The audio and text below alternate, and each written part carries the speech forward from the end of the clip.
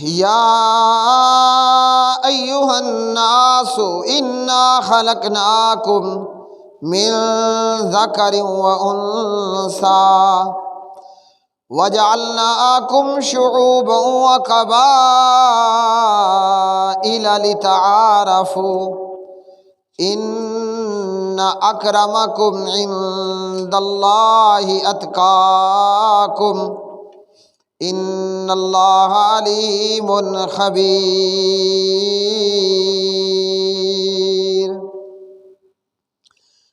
وقال النبی صلی اللہ تعالی علیہ وسلم فی ایام التشریق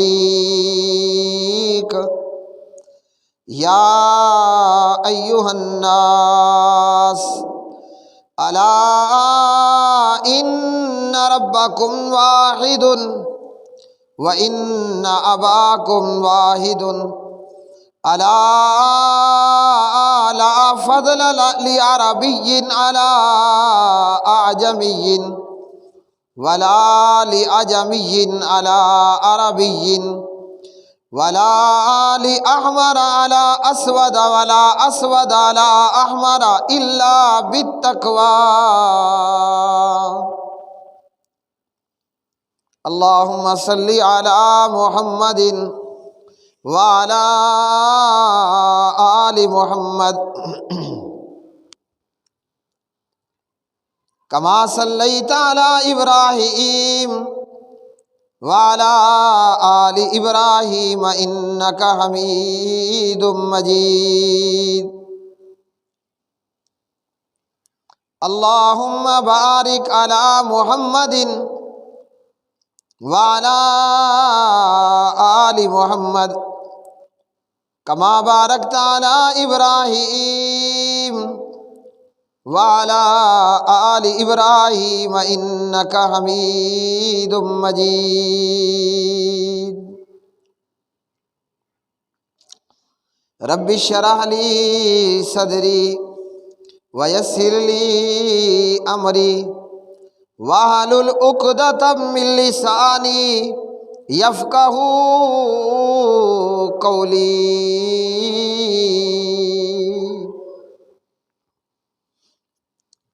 ہر قسم کی حمد و ثنا اللہ مالک العلام ذوالجلال والاکرام کے لیے، جو ساری کائنات کا خالق، مالک، رازق، داتا، دستگیر۔ بے شمار درود و سلام نبی مکرم رسول معظم محمد مصطفیٰ احمد مجتبیٰ خاتم النبیین والمرسلین محمد ابن عبداللہ ابن عبد المطلب جناب محمد الرسول اللہ صلی اللہ علیہ وسلم کی مبارک ذات پہ۔ قرآن مجید فرقان حمید آج کے خطبہ جمعہ میں سورۃ الحجرات کی آیت نمبر 13 اللہ سبحانہ و تعالیٰ اس آیت مبارکہ کے اندر یہ بات بیان فرما رہے ہیں کہ اللہ ذوالجلال والاکرام کے ہاں کس کا مقام ہے، کس کا رتبہ ہے، کس کی شان ہے، اور یہ کہ اللہ وحدہ لا شریک نے خاندان اور قبیلے اور شاخیں کیوں بنائیں۔ اس سے پہلے کی آیات کے اندر اللہ وحدہ لا شریک نے 6 قسم کے گناہوں سے منع فرمایا۔ ان میں کسی کا مذاق اڑانا، ان میں کسی کی غیبت کرنا، ان میں کسی کے برے برے نام لگانا۔ ان آیات کے اندر اللہ وحدہ لا شریک نے تمام انسانوں کو مخاطب فرمایا۔ اس آیت میں آیت نمبر 13 کے اندر اللہ کا یہ خطاب ایمان والوں سے فقط نہیں، اللہ کا یہ خطاب اہل اسلام سے بھی نہیں، بلکہ تمام انسانوں سے ہے، جس میں مومنین بھی، مسلمین بھی، کافرین بھی، سب کے سب۔ عرب کے جہالت کے معاشرے کے اندر قبل از اسلام بہت ساری خرابیاں، کمیاں اور کوتاہیاں تھیں، اور بہت بری بری عادات اور برے برے کام موجود تھے، جن میں سے چند ایک یہ بھی تھے کہ جو اللہ وحدہ لا شریک نے یہاں ذکر فرما دیے۔ یا ایھا الناس انا خلقناکم من ذکر وانثی وجعلناکم شعوبا وقبائل لتعارفوا۔ یا ایھا الناس، اے لوگو، انا خلقناکم، بے شک ہم نے تمہیں پیدا کیا، من ذکر و انثی، ایک نر اور ایک مادہ سے، ایک مذکر اور ایک مؤنث سے، ایک مرد اور ایک عورت سے۔ اللہ سبحانہ و تعالیٰ فرماتے ہیں کہ ہم نے تمہیں پیدا کیا۔ وَجَعَلْنَاكُمْ شُعُوبًا وَقَبَائِلَ، اور ہم نے تمہیں قومیں اور قبیلے بنا دیا، لِتَعَارَفُوا، تاکہ تم ایک دوسرے کو پہچانو۔ ان اکرمکم عند اللہ اتقاکم، تم میں سب سے عزت والا اللہ کے نزدیک وہ ہے جو تم میں سب سے زیادہ تقوی والا ہے۔ ان اللہ علیم خبیر، بے شک اللہ سب کچھ جاننے والا، پوری خبر رکھنے والا ہے۔ تو قرآن مجید فرقان حمید کی یہ آیت مبارکہ، اس آیت کو سننے پڑھنے کے بعد ہمیں معلوم ہوا کہ یہ ایک اتنا اہم ایشو اور اتنا اہم معاملہ اور اتنا اہم مسئلہ ہے کہ اس کے اندر اللہ نے کافروں کو بھی، مسلمانوں کو بھی، مومنوں کو بھی جمع کر دیا۔ تو فرمایا کہ یا ایھا الناس، اے لوگو۔ اب الناس کے اندر سب کو اللہ سبحانہ و تعالیٰ نے یہ بات بتا دی، کوئی کافر ہے یا کوئی مسلمان ہے، کوئی مومن ہے یا کوئی بے ایمان ہے، تمام انسانوں کا، مرد و عورت کا، میل فیمیل شیمیل، تمام انسانوں کا باپ وہ جناب حضرت آدم ہیں علیہ السلام، اور تمام انسانوں کی ماں جناب حضرت حوا ہیں علیہ السلام۔ کافر بھی اسی کی اولاد ہے اور مومن بھی اسی کی اولاد ہے۔ تو اللہ وحدہ لا شریک نے یہ بتایا کہ جب تمہارا باپ ایک ہے، جب تمہاری ماں ایک ہے، تو یہ فخر اور غرور اور تکبر کیسا۔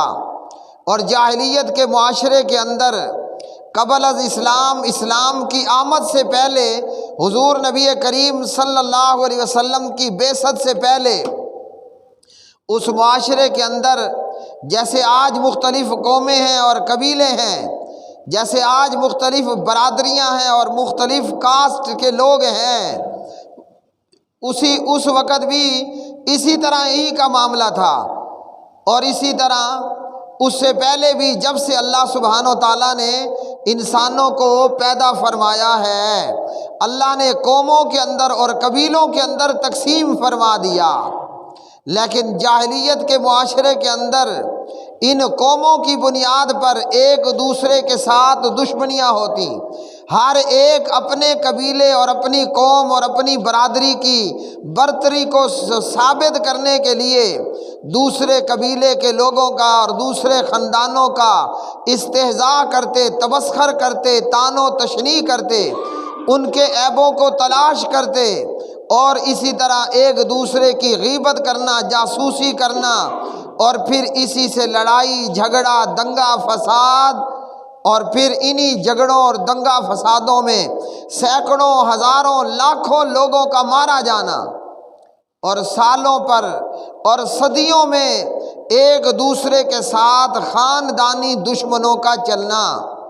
جاہلیت کے معاشرے کے اندر قوم اور برادری کے نام پر کس طرح لڑائی اور جھگڑا ہوتا، اور کیسے لوگ قوموں میں تقسیم ہو کر اس کو لڑائی جھگڑے کا، فخر و غرور اور تکبر کا معاملہ بنا لیتے۔ جاہلیت کے معاشرے کی جھلک آج بھی ہندوستان کے ہندوانہ معاشرے کے اندر موجود ہے۔ آج بھی ہندوؤں کے اندر جو قومیں ہیں، ان ہندوانہ اور ہندو کلچر اور ہندو سماج یا ہندو مذہب، اس میں برہمن ہے، دلت ہے، شودر ہے، اور اسی طرح کھشتری یا کھشتری ہے۔ انہی قوموں کی بنیاد پر ان لوگوں کا آپس میں بعض کو بہت اعلیٰ درجے کا سمجھنا اور بعض کو گھٹیا اور نکما سمجھنا، ہاں جی، کہ جیسے ان لوگوں کے بقول بھگوان نے یا ایشور نے، ہاں جی، ان براہمنوں کو اپنے جسم کے اوپری حصے سے بنایا، اور دلت اور شودر کو بھگوان یا ایشور نے، جو ان کے نزدیک ہے، اپنے نچلے حصے سے یعنی پاؤں سے دلت اور شودر کو بنایا۔ جو اوپر کی اعلیٰ ذات ہے برہمن، وہ بھگوان یا ایشور نے اپنے جسم کے اوپری حصے سے بنا لی۔ دلت اور شودر، گھٹیا اور کمی قسم کے ہندوؤں کو اس بھگوان یا ایشور نے یا ان کے کسی دیوی اور دیوتا نے اپنے نچلے دھڑ سے بنایا، اور اسی کی بنیاد پر بھگوان جو برہمن ہیں ہندوؤں کے ہاں، وہ اعلیٰ ذات اور اعلیٰ کاسٹ، اعلیٰ برادری کے لوگ سمجھے جاتے ہیں۔ دلت اور شودر کو وہ کتوں اور جانوروں سے بھی زیادہ گھٹیا اور ناکارہ، ردی اور کمزور اور بیکار سمجھتے ہیں، اور اس معاشرے کے اندر دلت اور شودر نچلے ذات کے ہندوؤں سے جانوروں اور کتوں سے بھی زیادہ برا اور بد سلوک کیا جاتا ہے۔ اور یہی معاملہ جو ہے وہ اسلام سے پہلے جاہلیت کے معاشرے کے اندر تھا۔ اب ان دونوں کے بعد بدقسمتی یہ ہے کہ کلمہ پڑھنے والے مسلمانوں، مومن کہلوانے والوں میں سے بعض لوگوں کے ہاں یہ معاملہ ہے کہ یہ سید برادری کے لوگ ہیں، گویا سید نہ ہوئے۔ ہندوؤں کے ہاں برہمن کا درجہ جس طرح ہے، اسی طرح لوگوں نے یہاں ان لوگوں نے اپنے آپ کو دے رکھا کہ سید زادی غیر سید سے نکاح نہیں کر سکتی، اور اسی طرح جو ہے وہ دیگر ان لوگوں کے معاملات۔ حالانکہ اسلام نے اس چیز کو کنڈیم کیا اور واضح طور پر بتایا کہ دین اسلام کے اندر ایسی کوئی بھی بات نہیں ہے۔ اللہ کے ہاں کس کا رتبہ ہے، کس کا مقام ہے، وہ پروردگار نے سورۃ الحجرات کی آیت نمبر 13 میں بتا دیا ہے۔ لیکن جاہلیت کے معاشرے کے اندر بھی یہ معاملہ تھا، اور ہندوؤں کے آج کے ہندوستان کے معاشرے کے اندر بھی یہ چیز پائی جاتی ہے، اور اسی طرح بعض نادان یا جاہل قسم کے مسلمانوں کے اندر بھی یہ معاملہ اس طرح موجود ہے۔ اسلام نے سختی کے ساتھ ان چیزوں سے منع فرمایا ہے۔ کیوں؟ کہ کوئی بھی انسان ہو، ہاں جی، کوئی بھی انسان ہو، اس کا باپ آدم ہے، اس کی ماں حوا ہے، تو ہم ایک ہی باپ کی اولاد اور ایک ہی ماں کی اولاد، تو فخر اور تکبر اور غرور کس بات کا؟ بعض لوگوں کو اپنی قوم اور برادری کے نام پر بڑا گھمنڈ ہوتا ہے کہ ہم برہمن ہیں، کسی کو گھمنڈ ہوگا اور غرور ہوگا کہ میں وہ سید زادہ ہوں، اللہ اکبر، ہاں جی، کسی کو غرور اور تکبر ہوگا کہ میں گنڈا پور ہوں، کوئی صدو اور ادو زئی ہونے پر فخر اور تکبر اور غرور کر رہا ہوگا، کوئی اپنے لمبے زرافے جتنے قد پر غرور کرتا ہے، کوئی اپنی دولت کے اوپر تکبر اور غرور کرتا ہے، کوئی پیسے پر، اپنی چودراہٹ، اپنے عہدے پر، ہاں جی، اپنے سردار اور زمیندار ہونے پر وہ تکبر اور غرور کرتا ہے۔ وہ غریب کو یا دوسری قوم کے فرد کو انسان، ہاں جی، انسان ماننے کے لیے، سمجھنے کے لیے تیار نہیں ہوتا، اس لیے غریب سے ہاتھ نہیں ملائے گا۔ غریب سے ہاتھ نہیں ملائے گا، بھلے دولت مند جو بندہ ہو اس کی جتنی مرضی تعریف کر دے، غریب کے ساتھ بیٹھ کر کھانا کھانا بھی پسند نہیں کرتا۔ اللہ رب الرحمن نے کیا بتایا؟ یا ایھا الناس انا خلقناکم من ذکر و انثی وجعلناکم شعوبا وقبائل لتعارفوا۔ اے لوگو، بے شک ہم نے تمہیں ایک نر، ایک مادہ، ایک مرد، ایک عورت سے پیدا کیا، اور ہم نے تمہیں قومیں اور قبیلے بنا دیا تاکہ تم ایک دوسرے کو پہچانو۔ ان اکرمکم عند اللہ اتقاکم، بے شک تم میں سب سے عزت والا، بے شک تم میں سب سے عزت والا اللہ کے نزدیک وہ ہے جو تم میں سب سے زیادہ تقوی والا ہے۔ اور میرے بھائیوں، تقوی کہاں پر ہوتا ہے؟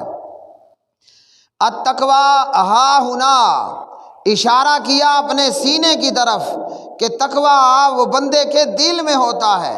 اب دل کی دنیا کا حال کون جانتا ہے؟ وہ اللہ وحدہ لا شریک جو علام الغیوب ہے وہ وہی جانتا ہے۔ اس لیے اللہ کے ہاں زیادہ عزت دار وہ ہے جو جتنا زیادہ اللہ کا ڈر اور خوف رکھنے والا ہے۔ کیا معلوم ہوا؟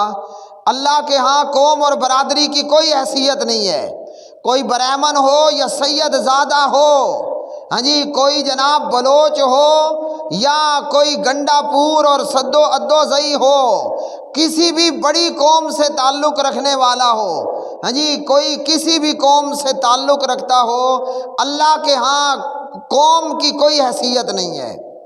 اللہ سبحانہ و تعالیٰ کے ہاں دولت اور پیسے کی بھی کوئی حیثیت نہیں ہے، اللہ کے ہاں حسن و جمال کی بھی کوئی حیثیت نہیں ہے۔ بندہ بھلے جتنا مرضی کوڑا ہو، بدصورت ہو، بندہ بھلے جتنا بھلے غریبڑا ہو، ہاں جی، جتنا بھلے وہ ٹھگنا ہو، جتنا بڑے وہ حد سے زیادہ لمبا ہو، اللہ وحدہ لا شریک کے ہاں نہ دولت، نہ پیسہ، نہ حسن، نہ جمال، نہ قوم، نہ خاندان، اللہ کے ہاں یہ کوئی حیثیت نہیں رکھتے۔ اللہ کے ہاں مقام اور درجہ اس کا ہے جو زیادہ بڑا تقوی اختیار کرنے والا ہے۔ اللہ اکبر کبیرہ۔ ابو جہل جو بھرپور حسن و جمال والا تھا، اور اسی طرح ابو لہب، بلکہ ابو لہب بہت زیادہ حسن و جمال والا تھا، اللہ نے اسے جیتے جی بد دعائیں دی۔ تبت یدا ابی لہب وتب ما اغنی عنہ مالہ وما کسب سیصلی نارا ذات لہب۔ ابو لہب حسن و جمال بھی ہے، پیسہ اور دولت بھی ہے، مگر اس کے پلے سوائے بربادی کے کچھ نہ رہا۔ ہاں جی، اسی طرح حضرت بلال حبشی رضی اللہ تعالی عنہ، رنگ کالا ہے، ہونٹ موٹے موٹے ہیں، یعنی ابو لہب جس طرح اپنی چمڑی دمڑی سے خوبصورت اور سونا تھا، اسی طرح حضرت بلال حبشی رضی اللہ تعالی عنہ رنگ کے کالے ہیں، ہونٹ موٹے ہیں، کوئی حسن و جمال نہیں ہے، مگر اللہ کے نزدیک درجہ اور مقام وہ جناب بلال کا ہے۔ بلال تو اللہ کے ہاں درجہ رکھتا ہی رکھتا ہے۔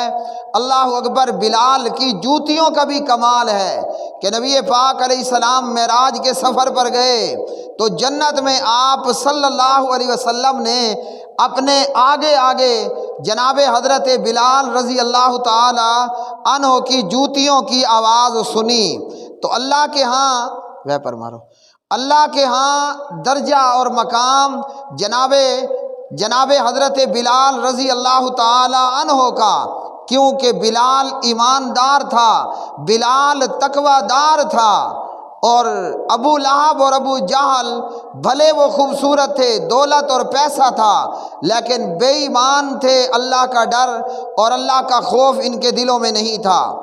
نبی پاک علیہ الصلاۃ والسلام نے ایام تشریق میں خطبہ دیا، صحابہ کرام رضوان اللہ تعالی علیہ مجمعین کو۔ پیارے نبی صلی اللہ علیہ وسلم نے خطبہ ارشاد فرمایا، اور آپ صلی اللہ علیہ وسلم نے فرمایا یا ایھا الناس، اللہ کے قرآن نے بھی کہا یا ایھا الناس، اور نبی پاک علیہ السلام نے بھی فرمایا یا ایھا الناس، اے لوگو، فرمایا الا ان ربکم واحد، سن لو تمہارا رب ایک ہے، سن لو تمہارا پروردگار ایک ہے، اور فرمایا وَإِنَّ أَبَاكُمْ وَاحِدٌ، تمہارا باپ بھی ایک ہے، جتنے بھی لوگ ہو تمہارا باپ بھی ایک ہے، تمہارا پروردگار بھی ایک ہے۔ فرمایا پیارے نبی صلی اللہ علیہ وسلم نے الا لا فضل لعربی علی اعجمی، کسی عربی کو اجمی کے اوپر کوئی برتری حاصل نہیں ہے، اور فرمایا کہ کسی اجمی کو بھی برتری نہیں عربی کے اوپر، ولا لاحمر علی اسود، کسی سرخ سفید کو، گورے چٹے خوبصورت کو، کسی کالے کے اوپر کوئی فضیلت حاصل نہیں ہے۔ اور فرمایا الا بالتقوی، مگر یہ کہ تقوی، اللہ کے ہاں درجہ اور مقام کس کا ہے؟ وہ تقوی کی بنیاد پر ہے، وہ اللہ کے ہاں عظیم مرتبہ رکھتا ہے جو ایماندار ہے اور زیادہ سے زیادہ اللہ سبحانہ و تعالیٰ کا ڈر اور خوف رکھنے والا ہے۔ ہمارے نزدیک برتری کس کو ہے؟ ہمارے نزدیک مقام اور درجہ کس کا ہے؟ جو زیادہ پیسے والا ہو، دولت والا ہو۔ اس لیے ہم دیکھتے ہیں کہ جب کوئی دنیا کا عہدے دار ہے، MNA ہے یا MP ہے، چودھری ہے یا سردار ہے، پروفیسر ہے، وکیل ہے یا جج ہے، چونکہ ہمارے نزدیک دولت، پیسہ، حسن یہ برتری کا مقام رکھتے ہیں، اس لیے ہم اٹھ کر ملیں گے، جھک جھک کر ملیں گے، آداب بجا لا کر ملیں گے۔ لیکن اللہ کے ہاں یہ دنیا کی چیزیں کوئی حیثیت نہیں رکھتی۔ پیارے نبی علیہ الصلوۃ والسلام نے فرمایا ان اللہ لا ينظر الى صورکم واموالکم، اللہ نہ تمہارے صورتوں کو دیکھتا ہے، اللہ نہ تمہاری شکلوں کو دیکھتا ہے، نہ اللہ تمہارے مال و دولت کو دیکھتا ہے۔ ہم نے کیا سمجھ رکھا؟ دنیا میں وہ بندہ کامیاب بندہ ہے جس کے پاس دولت زیادہ ہے، جو حسن و جمال والا ہے، جو چودھری ہے یا سردار ہے، جو کسی بڑے عہدے کے اوپر فائز ہے، بھلے اس کا حال یہ ہو کہ بڑی مرغی چھوٹا انڈا، لیکن ہمارے نزدیک وہی زیادہ عزت دار ہوگا یا برتری اس کو حاصل ہوگی۔ اللہ کے پیارے نبی علیہ السلام نے فرمایا اللہ تعالیٰ نہ تمہاری شکلوں کو دیکھتا ہے، نہ اللہ تمہارے مال و دولت کو دیکھتا ہے۔ اور میرے بھائیوں، اگر اللہ نے شکلوں کو دیکھنا ہوتا اور پیسے اور دولت کو دیکھنا ہوتا تو فرعون اور قارون کہاں ہوتے؟ جنت میں ہوتے۔ اور اگر ہمارے ہوتے ہوئے فرعون اور قارون ہوتے تو جو ہمارے معاشرے کا حال ہے، ہم جھک جھک کر سر کر کے اس سے ملتے اور اس کے سامنے آداب بجا لاتے۔ اگر اللہ کے ہاں دولت، پیسہ، حسن، جمال یہ کوئی مرتبہ رکھتا تو فرعون اور قارون کہاں ہوتے؟ ابو جہل اور ابو لہب کہاں ہوتے؟ جنت کے اندر ہوتے۔ لیکن اللہ کے ہاں یہ کوئی درجہ نہیں رکھتے۔ فرمایا وَلَٰكِن يَنظُرُ إِلَىٰ قُلُوبِكُمْ وَأَعْمَالِكُمْ، اللہ تمہارے دلوں کو دیکھتا ہے، اور اللہ سبحانہ و تعالیٰ تمہارے اعمال کو دیکھتا ہے۔ جب اللہ دل کو دیکھتا ہے، جب اللہ بندے کے اعمال کو دیکھتا ہے تو اللہ اکبر، ہمیں حضرت بلال حبشی رضی اللہ تعالی عنہ جنت میں نظر آتے ہیں۔ جب اللہ دلوں کو اور اعمال کو دیکھتا ہے، ہمیں جناب اسامہ بن زید اور زید بن حارثہ، یہ باپ بیٹا دونوں ہمیں جنت میں نظر آتے ہیں۔ حالانکہ حضرت بلال بھی حبشی ہیں، حضرت بلال بھی کالے ہیں، موٹے ہونٹ والے ہیں، اور زید اور اسامہ یہ باپ اور بیٹا یہ بھی اسی طرح ہیں۔ ہاں جی، تینوں غلام ہیں، رنگ کے کالے ہیں، لیکن دل میں ایمان ہے اور اعمال میں سبحان اللہ نیک اعمال ہیں۔ اس لیے یہ لوگ کامیاب ہوئے، اپنا کالا رنگ ہونے کے باوجود، غلام اور غریبڑے ہونے کے بھی باوجود۔ فرعون اور قارون، ابو جہل اور ابو لہب وہ جہنم کا ایندھن بنے، سردار بھی تھے، چودھری بھی تھے، بادشاہ بھی تھے، بہت بڑے وزیر بھی تھے، پیسہ بھی تھا، دولت بھی تھی، لیکن پھر بھی جہنم کا ایندھن بن گئے۔ کیوں؟ ان میں ایمان نہیں تھا، ان کے اندر ایمان موجود نہیں تھا، ان کے اندر نیک اعمال موجود نہیں تھے، اس لیے وہ سب کچھ کے باوجود جہنم کا ایندھن بن گئے۔ اور اللہ اکبر، پیارے نبی علیہ الصلاۃ والسلام نے ہمیں فرمایا آپ صلی اللہ علیہ وسلم نے، اللہ تعالیٰ نے تم سے جاہلیت کی نحوست اور آباء و اجداد کے نام پر فخر کرنا ختم کر دیا۔ کلمہ پڑھا، اب جو ہے وہ جاہلیت کی طرح نحوست اور اس طرح کے معاملے اختیار نہیں کرنے، اور اپنے آباء و اجداد کی بنیاد پر فخر اور غرور نہیں کرنا۔ فرمایا پیارے نبی صلی اللہ علیہ وسلم نے، ابو داود کتاب الادب کی یہ 5116 نمبر کی روایت میں، جو بندہ تکبر کرتا ہے، غرور کرتا ہے، فرمایا کہ تکبر اور غرور کرنے والا بندہ، بدبخت اور فاجر آدمی جو فخر کرے گا، قیامت کے نزدیک اللہ کے ہاں وہ پاخانے کے کیڑے کی طرح ہوگا۔ ٹٹی خانے میں جو کیڑا ہوتا ہے اس کیڑے کی طرح ہوگا، اور یہ کیڑا اپنی ناک کے ساتھ گندگی کو دھکیلتا ہے۔ جو تکبر اور غرور کرے گا اس کا یہ حال ہوگا۔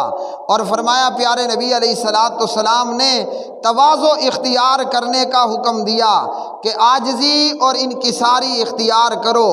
اس لیے پیارے نبی علیہ الصلاۃ والسلام نے فرمایا، صحیح مسلم کے اندر حدیث نمبر 2865، پیارے نبی صلی اللہ علیہ وسلم فرماتے ہیں، وَإِنَّ اللَّهَ أَوْحَىٰ إِلَيَّ أَن تَوَاضَعُوا، اللہ نے میری طرف وحی کی کہ میں تواضع، عاجزی اختیار کروں۔ فرمایا حتیٰ لا يفخر أحد على أحد، کوئی کسی کے اوپر فخر نہ کرے اور کوئی کسی کے اوپر زیادتی بھی نہ کرے۔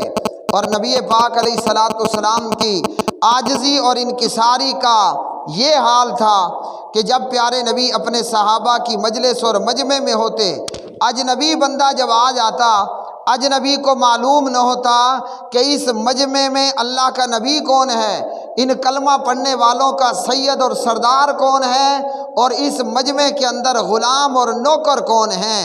یعنی نبی پاک علیہ السلام اپنے صحابہ کی جماعت میں اس طرح گھل مل کر بیٹھتے کہ آنے والے کو معلوم نہ ہوتا کہ اس مجلس میں سردار کون ہے، نبی کون ہے، خاتم النبیین کون ہے۔ اور ہمارا حال، جس بندے کے پاس چند ٹکے آ جائیں، ہاں جی، جو کھرکی ریڑھی اور سائیکل موٹر سائیکل سے گاڑی پر آ جائے، اس کا حال یہ ہوتا ہے کہ وہ نچلے کو نہ ہاتھ ملانے پر تیار ہوگا، نہ اس کو گلے لگانے کے لیے تیار ہوگا، اور نہ غریب کے ساتھ بیٹھ کر کھانا کھانے پر تیار ہوگا۔ اقول قولی ھذا استغفر اللہ لی ولکم ولسائر